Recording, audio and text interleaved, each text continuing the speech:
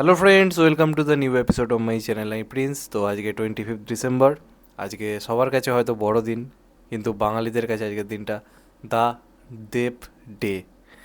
শুভ জন্মদিন দেবদা, জন্মদিনের অনেক শুভেচ্ছা, ভালোবাসা, সুস্থ থাকো, ভালো থাকো।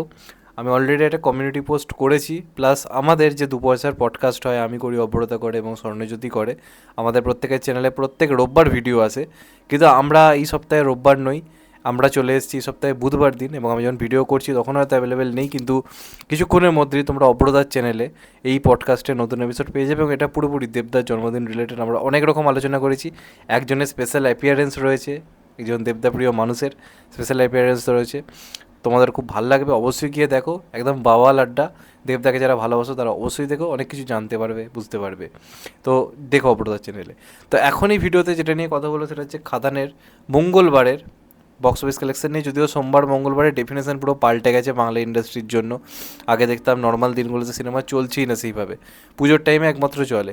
এইরকম টাইমে দেখা যায় না, মানে যে দিন উপলক্ষে রিলিজ করা, ক্রিসমাস, 31 ডিসেম্বর, 1 জানুয়ারি, তার আগে অবধি যে কালেকশন ঘটছে তোমরা ভেবে দেখো না। হিসেব মতো তো রোববার দিনটা বাজে, বাকি 3টে দিন নর্মাল দিন ছিল, মানে 25 ডিসেম্বরের আগে অবধি। সেই 4টে দিনে কালেকশন এসছে 4.43 করোড়। 4 দিনে 4,30,00,000 টাকা। Can you imagine? আমি সোমবার ইনক্লুড করে বলছি, সোমবার দিনে 80 লক্ষ টাকা শুধু ইনকাম হয়েছে।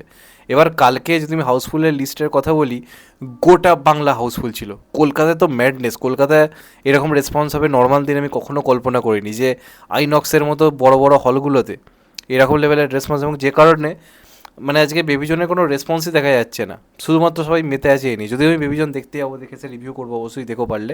কিন্তু সেটা বাদ দিয়ে আমি যদি বলি, গোটা কলকাতা জুড়ে যা রেসপন্স করেছে, এক কথায় অনবদ্য। বাদ বাকি সিনেমাগুলো জাস্ট টিকতে পারছে না সামনে। এবং কোনো মঙ্গলবার সোমবার বাংলা সিনেমার এরকম গ্রোথ ধরে রাখতে আমি কখনো দেখিনি।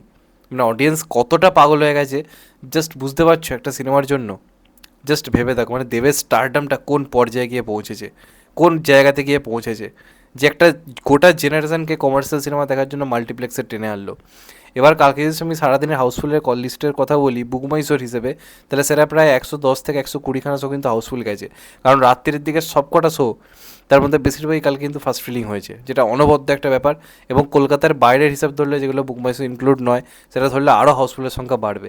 তো কালকেও সম্ভবত যেরকম যে আশা করা যাচ্ছে, সোমবারের মতোই কিন্তু কালেকশন আসতে চলেছে। এবং তাই যদি আসে, তাহলে 5 দিনে 5 কোটি, 5 দিনে 5 কোটি কোনো অসম্ভব ব্যাপার নয়।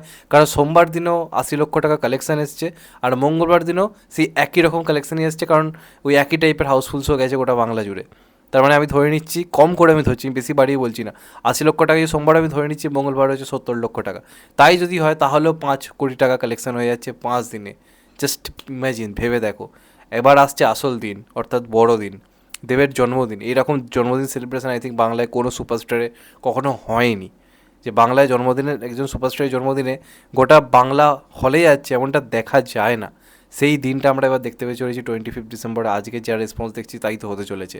তো 5 দিনের যদি বক্স অফিসের আমি হিসাব করি, 5 দিনে 5 কোটি প্লাস কালেকশন কিন্তু হয়ে যাচ্ছে। শুধুমাত্র মঙ্গলবারেরই কালেকশন 70 লক্ষর কাছাকাছি। একটা নর্মাল দিন, কোনো ফেস্টিভ্যাল কিচ্ছু নেই, মানুষ কাজকর্মের ব্যস্ততা ভুলে কমার্শিয়াল সিনেমা দেখতে হলে যাচ্ছে। এবং আজকে তো দেবদার জন্মদিন, আসল খেলা তো আজকে হবে, 1 জানুয়ারি হবে, 31 ডিসেম্বর হবে। তার সঙ্গে যে নর্মাল দিনগুলো এই রকম রেঞ্জের কিছুটাও ধরে রাখতে পারে, এই সিনেমাকে কেউ আটকাতেই পারবে না। ভয়ঙ্কর ভয়ঙ্কর খেলা দেখাচ্ছে, অবিশ্বাস্য খেলা দেখাচ্ছে, কোনো তুলনা হবে না ভাই। তো এটাই হচ্ছে মঙ্গলবারের শকিং বক্স অফিস। এক কথায় অনবদ্য, এবং প্রত্যেক দিনের বক্স অফিসে শকিং আমরা দেখতে পাচ্ছি, এক কথায় অনবদ্য। তো এটাই বলার ছিল। তো যাই হোক, এটাই গেল আজকের ভিডিও। এরপর বেবিজনের রিভিউ আসবে, তোমরা পারলে অবশ্যই দেখো ভিডিওটা।